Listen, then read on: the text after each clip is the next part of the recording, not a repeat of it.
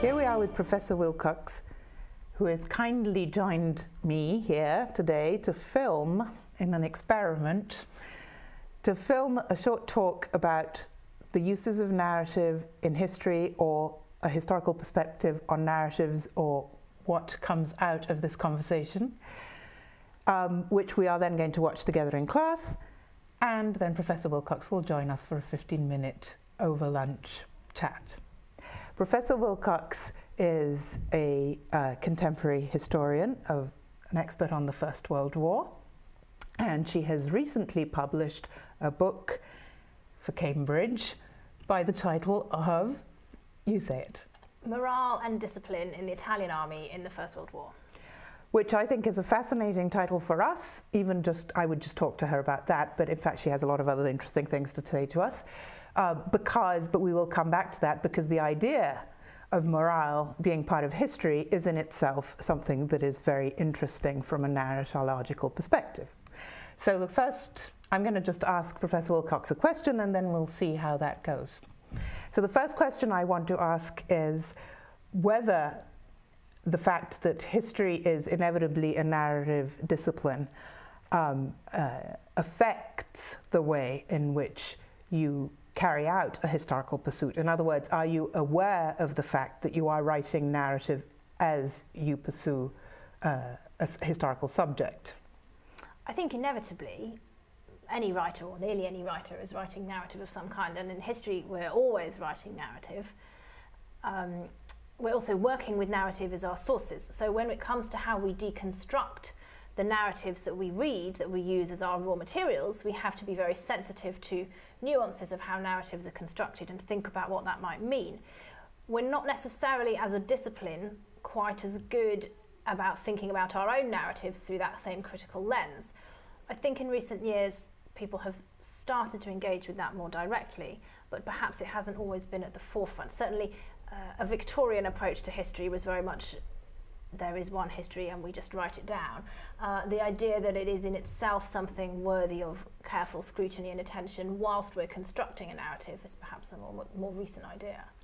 And so to what extent would you take into consideration something that is very important in narrative studies, which is the reader response, the extent to which, who is your imagined reader, who is your text destined for, and whether it's going to be an expert readership, whether it's going to be an academic readership, very specific on a narrow period in time, or broader. How would that affect the kind of narrative that you would be producing? Hugely. Today, all historians would have to think about this. At the most basic level, is this an academic text designed for a narrow specialist audience, or is it a trade publication designed for a popular audience, or is it a mass market publication where you're hoping to maybe get a TV documentary deal out of it? You're going to be constructing very different types of narrative in terms of how you present evidence, in terms of how dense and detailed the narrative is, in terms of what assumptions you can make. So to give you one example, if I'm writing an essay about some people who were operating in Italy in the First World War, am I writing that for an Italian audience, in which case they will have certain knowledge that I can assume? Am I writing it for an international audience, in which case they won't? Am I writing for a popular audience who know and care little about this, and I need to sell the story to them more, make them understand why it matters, give them a hook to explain why this is something interesting? Or am I writing for an audience that I know is already interested, and therefore I don't need to sell it in quite that same way? So thinking about audience is certainly an important part of what any historian is doing, and to some extent also as readers. Historians are readers as well as writers. We're looking at that. Who is the implied audience of this piece of work, and what can that tell us about what the historian who's written it is doing?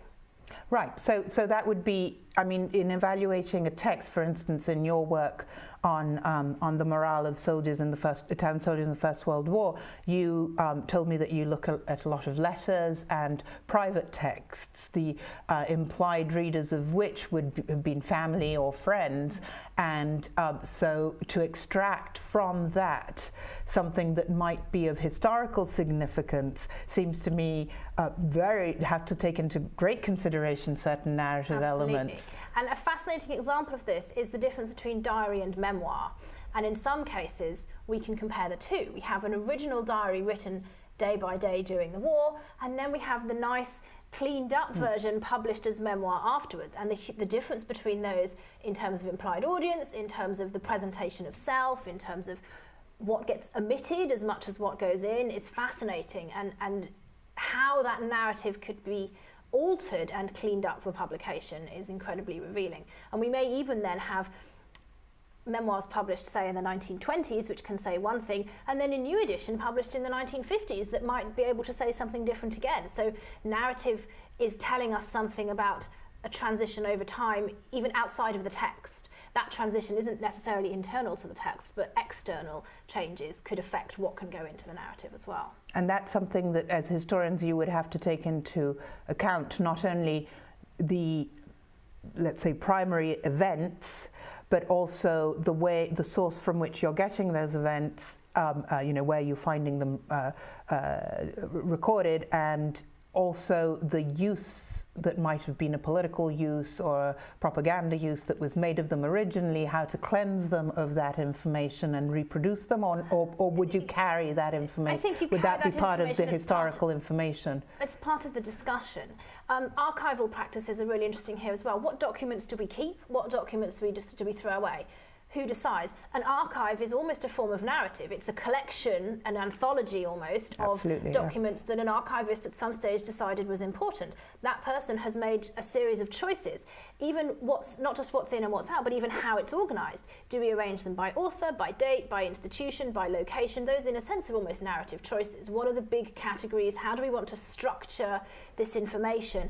And historians work with that. So even before we impose our own narrative on the sources, a narrative of sorts has been imposed often by the archivist. Right, and so just to explain a moment what you mean by, so what is an archive for a historian? Because, there are different kinds of conceptions of archives. Right. So what would go into a historical archive as first primary material? Depends what kind of archive it is. If it's a state archive, we're talking state papers and politicians' documents.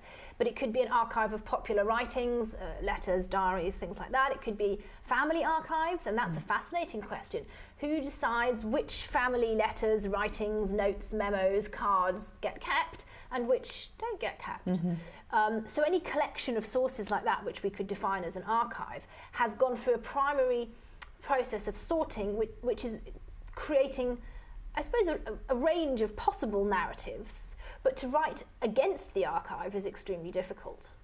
So you think, to some extent, to some extent that would lead to the supposition that history is kind of progressing linearly. So the way the materials have been collected originally is going to influence all successive discourses on it. But on the other hand, you have new areas of interest that would not have been considered interesting in previous historical periods. So for instance, you in your own work, the transition from the talk of generals and to the talk of ordinary soldiers, completely changes the perspective. Will you tell us a little bit about that, about your work on the morale and what you mean by morale? So morale is broadly defined the willingness of an individual to perform or prepare for tasks assigned by an institution. So a soldier with high morale isn't necessarily happy or enthusiastic, but they're willing to perform the tasks that they've been assigned to do. Now, how can we measure that? We can measure that by performance, but we can also measure that by looking at what soldiers say about that process themselves. As soon as we're looking at what soldiers say about themselves, we're into a very difficult question in terms of narrative, because we're talking about self-presentation and what the Germans call ego documents, where people have written about their own lives, whether in letters or diaries or memoirs or postcards.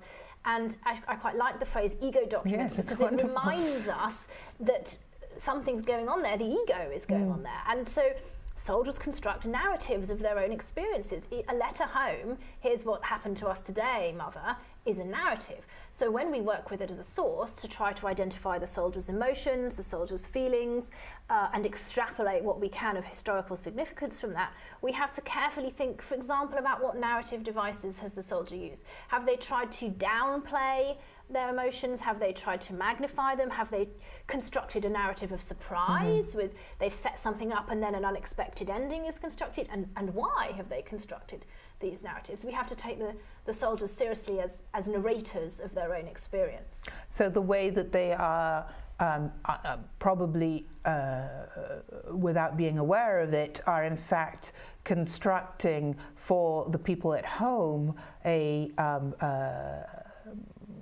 historical record of how the war is proceeding, and whether they feel a loyalty to present the state effort as successful or unsuccessful would probably be an indication that you might take into consideration. Yeah, of course, we have to always remember we're not the intended reader of these private documents. So what narrative does this soldier think his mother wants to hear? What narrative does this soldier want to give of his conduct to his girlfriend? Does he want to present himself as heroic? How can we read between the lines of that? What does that mean to us as a historian? If the narrative is very positive about the war effort, about the government, about the authorities, what does that mean? Do we take it at face value? Is there something else going on here?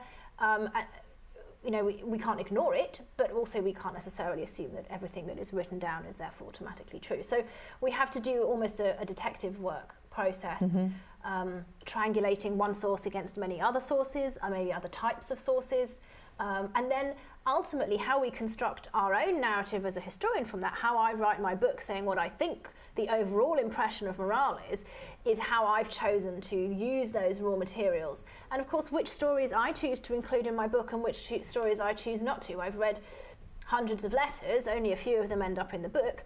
Those are my narrative choices to impress a particular interpretation and argument on the reader, which the reader may or may not find convincing, of course. Right, of course, then the quality of the publisher will then in turn affect the acceptability of your thesis. So if your book is published by Cambridge University Press, then it suggests that your interpretation is academically respectable. Yes, that it's at least a plausible interpretation. Yes. So that is another place. Well, I mean, obviously this is true in all publication, that the quality of the publisher validates the work, and that's why one wants to be published by a credible institution. But it's also in terms of narrative, it also organizes the idea of reception. So something, and I was thinking of this, maybe you could say a few words about something you mentioned earlier. So you are publishing with an academic press for an academic audience, but there has been a very healthy, I would say, tradition, even before television and film, of historical romance, historical fiction, which then goes into historical film, historical documentaries, and these are all relatively credible sources of historical information. So they are obviously overplaying the emotional element. They are controversial, but on the other hand, very popular and much followed, very successful. So I was wondering what you think about them. There's been the recent example, for instance, of The Darkest Hour and Dunkirk, who are... There's been a lot of controversy about that as a kind of explicitly narrative form of history. Whether the history is lost there, can we call that history? Is it just something that, yes, because a man called Churchill did effectively exist at one point, or a beach called Dunkirk, but that's as much history as goes into that, or not? Well, this is a huge topic. I know. So the first thing I'd say is that anybody who is who is reconstructing the past in some way is choosing to construct a narrative to put forward something which they have prioritized. So in the case of an academic historian, they have an interpretation, an analysis, an argument, and they are choosing to present a narrative that allows them to construct that analysis according to scholarly conventions. Now, if we want to present a romance plot or an action movie, we're going to choose to present our historical raw materials in a way that enables us to create excitement, drama, love scenes, whatever else it is. That doesn't inherently mean that it's false or any worse than choosing to construct our narrative according to the standard canons of academic credibility.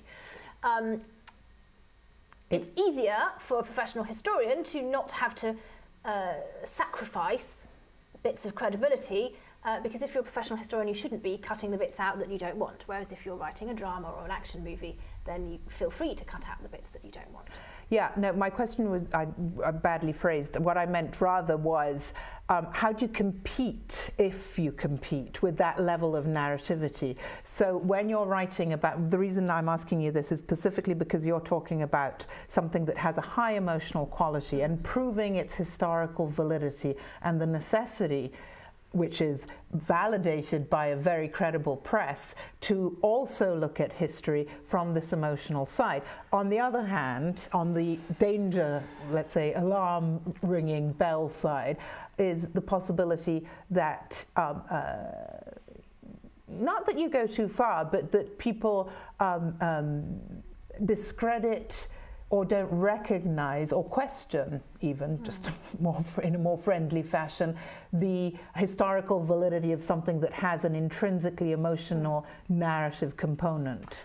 This is a huge issue when you're writing about something like the First World War, but also, for example, for historians of the Holocaust. How do we tell a story which is intrinsically extremely upsetting, or should be upsetting if we're doing our job properly? Now, academia is traditionally very suspicious of emotions, and a narrative which sets out to tug at the heartstrings is regarded as inherently a bit suspicious within scholarly circles.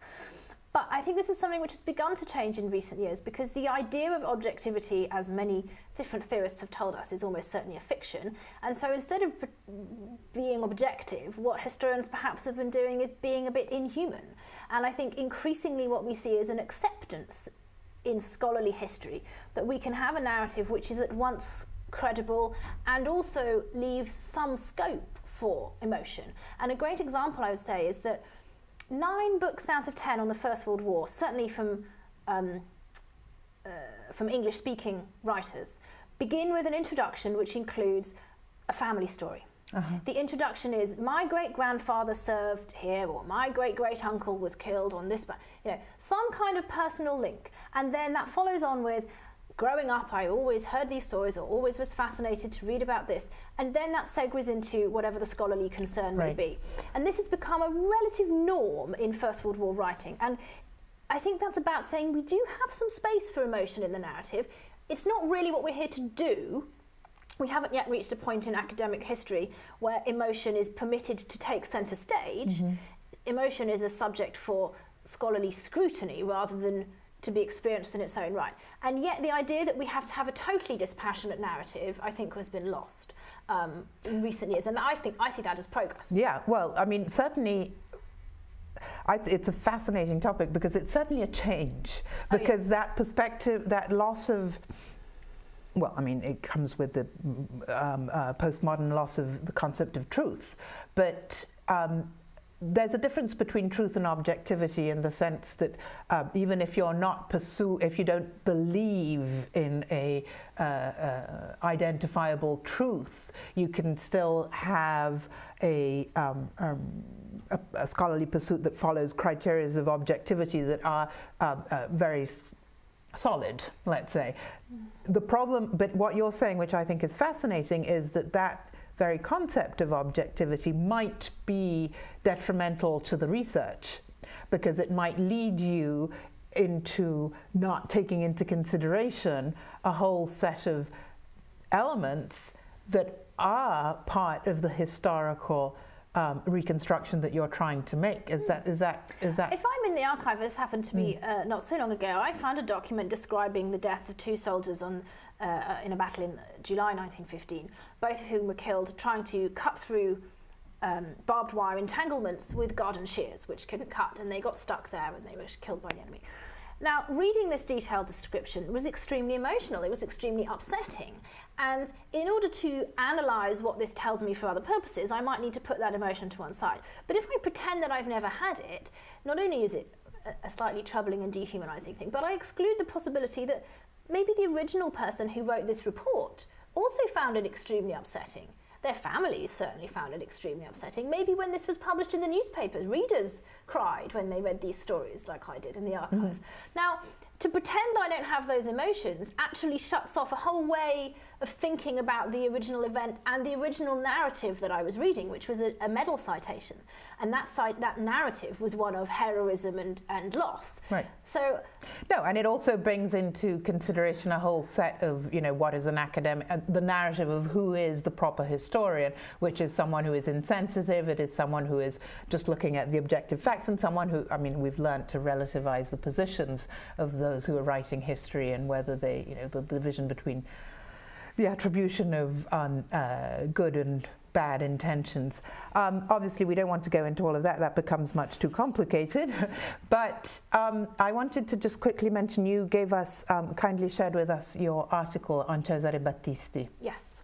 And who I didn't know myself, and so I learnt a lot about who Cesare Battisti was, and I found that article very interesting because, and I think we spoke about it a little bit. You told me that you were trying, well, actually, I would let you tell us what you were trying to do in it, and then I would ask you a few questions if you would just quickly refer to it. The article is part of a book called 1916, A Global Anti-Imperial Moment. And it's about how in 1916, in countries across Europe and indeed around the world, we see various forms of revolt or rebellion against established authority, various debates about treason, loyalty, citizenship and identity. So the article is trying to dialogue with other essays exploring those themes, and therefore obviously my work had to fit in with that overarching concept, but at the same time there's an opportunity for me to think more specifically about what does it mean to be Italian, how does the First World War bring up these questions of Italianness or not. But obviously, as it's not written for an audience of Italianists, I started with the premise that people would know very little about the characters, as indeed even some Italians don't necessarily know about some of the characters. So I found writing it very interesting because there was quite a lot of basic storytelling to be done. Who are these people? What have they done? Before I could get into analysing what does it mean to act in this way, how do we define treason, how do we define loyalty, I had to first start off with, here's this politician, here's what he did, here's how he voted, here's where he went and when, and here's another guy, here's Alcide de Gasperi, and again tell a potted biography. So there was a lot of narrative work to be done before I could come anywhere close to the actual analysis that I was hoping to do. So I found it very interesting to write, because if you're writing about an event or person that everybody already knows about, you don't really need to do that storytelling. And that, to me, felt like quite a lot of storytelling in a fairly short article. Yes, but what was fascinating was, well, for me as an Italian who was ignorant of this event in specific, but what was fascinating was the way in which you were relativizing the concept of loyalty. Because this is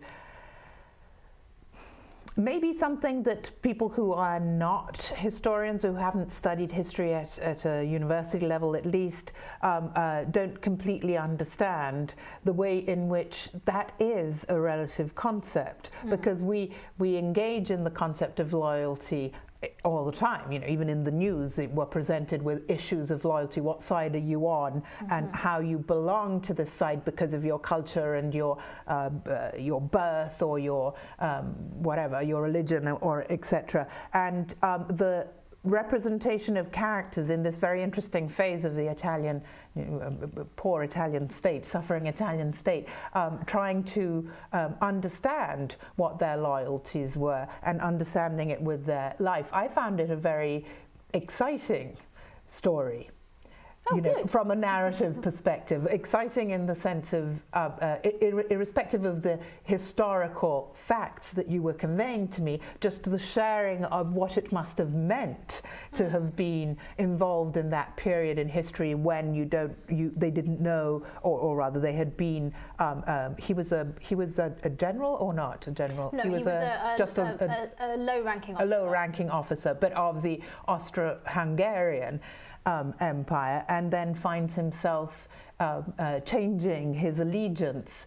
And I thought there is a value to telling that story also with an emotional component for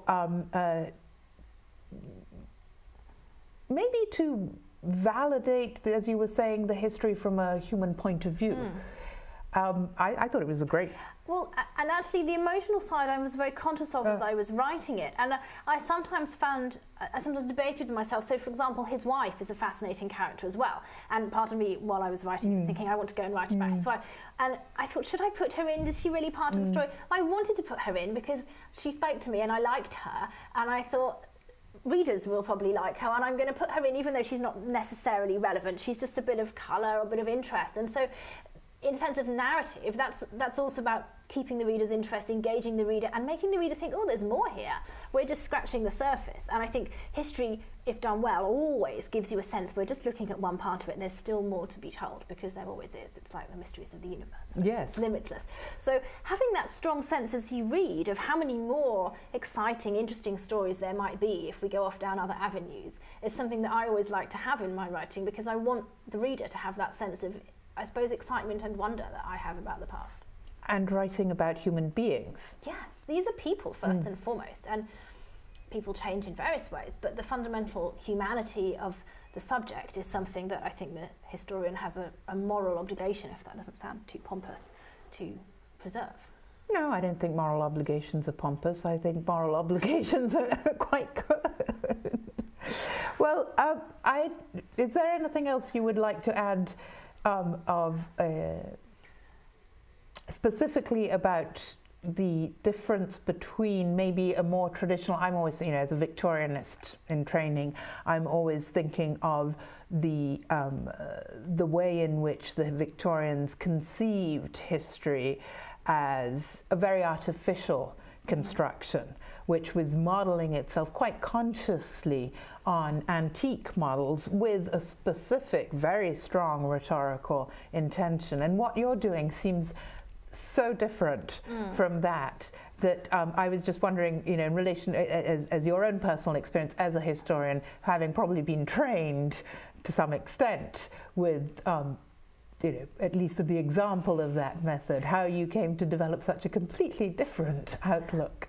I think since the 70s or 80s, history has really engaged. I've seen many things like oral history, micro-histories, but also gender history, post-colonial history. All of these things have encouraged us to step outside of that framework of progress and of narrative for a purpose.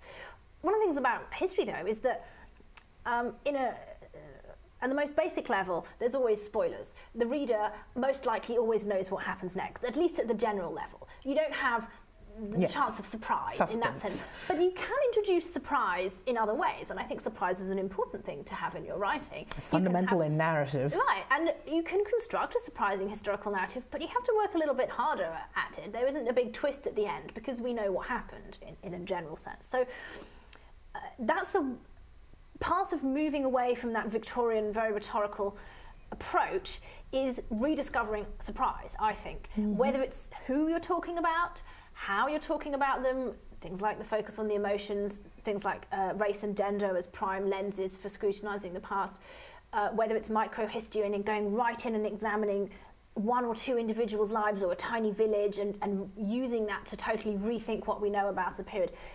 But narratively, we have to construct surprise in more challenging ways, maybe, that are perhaps also more interesting and more fulfilling. Yes, well, thank you. I think that's fascinating and a wonderful, wonderful closure to this short talk, which will continue a little with you in person, because surprise is one of the essential ways in which a narrative is constructed, because it provides the reason why you would even turn the page. Yes. Is because you don't know what's going to be on the next page. And the way in which history is effectively telling it in a new way is fascinating. So thank you very much. Thank you. I really enjoyed this. Thank you. Good.